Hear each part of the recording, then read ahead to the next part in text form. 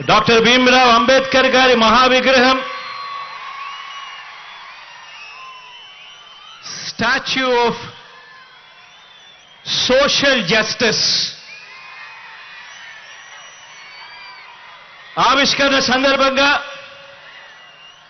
ఇవాళ ఇక్కడికి వచ్చిన నా ప్రతి అక్కకు,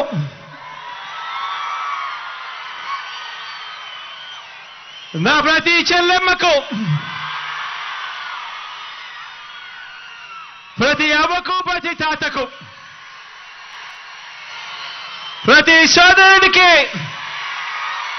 ప్రతి స్నేహితుడికి, మొత్తం దళిత జాతికి, బహుజనులకు, రాజ్యాంగాన్ని, ప్రజాస్వామ్యాన్ని ప్రేమించే ప్రతి గుండెకు ఈరోజు మీ జగన్ అభినందనలు తెలియజేస్తా ఉన్నాడు ఈ వేదికపై నుంచి.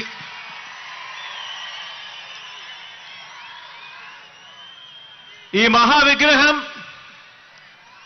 ఇది స్టాచ్యూ ఆఫ్ సోషల్ జస్టిస్ అంటే సామాజిక న్యాయ మహాశిల్పం.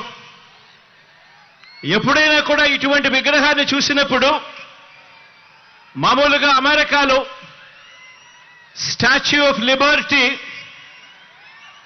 అనే అమెరికాలో మనకు కనిపిస్తూ ఉంటుంది. ఆ స్టాచ్యూ ఆఫ్ లిబర్టీ అంటే అమెరికా అని చెప్పి దాన్ని విన్నాం, దాని గురించి మనం మాట్లాడతాం. కానీ ఇక మీదటి నుంచి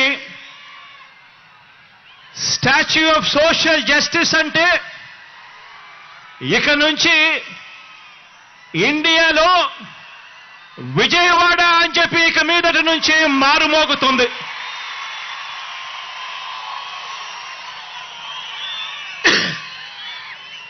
ఈ విగ్రహం మనందరి ప్రభుత్వం ఈ 56 నెలల్లో అడుగడుగునా కూడా అనుసరించిన సామాజిక న్యాయానికి నిలువెత్తు నిదర్శనం.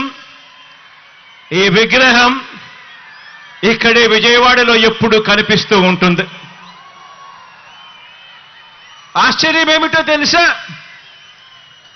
అంబేద్కర్ గారు జన్మించి 133 సంవత్సరాల తరువాత కూడా, అంబేద్కర్ గారు మరణించిన 68 సంవత్సరాల తరువాత కూడా ఈ విగ్రహాన్ని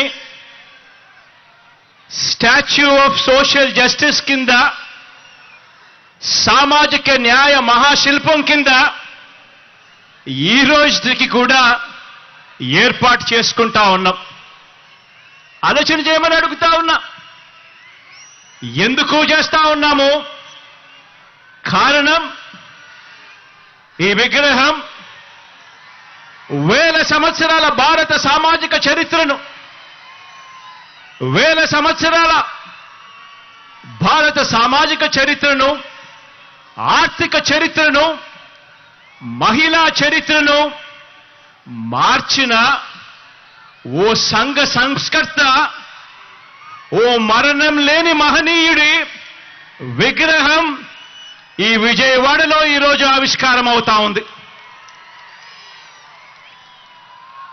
బాబాసాహెబ్ మన భావాల్లో ఎప్పుడూ కూడా బతికే ఉంటాడు. ఎప్పటికీ కూడా మన అడుగుల్లోనూ, మన బ్రతుకుల్లోనూ, మన భావాల్లోనూ ఆయన ఎప్పటికీ కూడా కనిపిస్తూనే ఉంటాడు. ఈ దేశంలో పెత్తందారితనం మీద, అంటరానితనం మీద, కుల అహంకార వ్యవస్థల దుర్మార్గుల మీద, ఆ దుర్మార్గాల మీద, అక్క చెల్లెమ్మలపై వివక్ష మీద పోరాటాలకు నిరంతరం స్ఫూర్తి ఇస్తూనే ఉంటాడు ఆ మహామనిషి.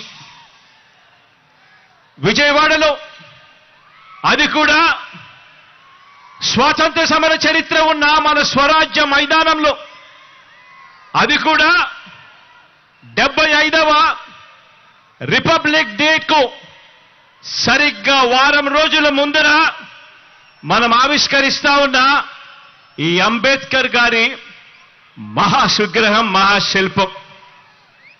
ఈ విగ్రహం కూడా నేను చెప్తా ఉన్నాను, ఈ విగ్రహం చూసినప్పుడల్లా కూడా ఈ విగ్రహం పేదల హక్కులకు, మహిళల హక్కులకు, మానవ హక్కులకు, ప్రాథమిక హక్కులకు, సమానత్వ ఉద్యమాలకు, రాజ్యాంగ హక్కులకు నిరంతరం కూడా ఈ విగ్రహం స్ఫూర్తి ఇస్తూనే ఉంటుంది అని చెప్పి కూడా ఈ సందర్భంగా తెలియజేస్తా ఉన్నా. ఈరోజు ఒకసారి గమనించినట్టయితే ఆయన అంటరానితనం మీద, ఆధిపత్య భావజాలం మీద ఓ తిరుగుబాటుగా ఆయనను ఎప్పుడు చూసినా కూడా, ఆయన విగ్రహాన్ని ఎప్పుడు జ్ఞాపకం చేసుకున్నా కూడా మనకు కనిపిస్తూనే ఉంటాడు.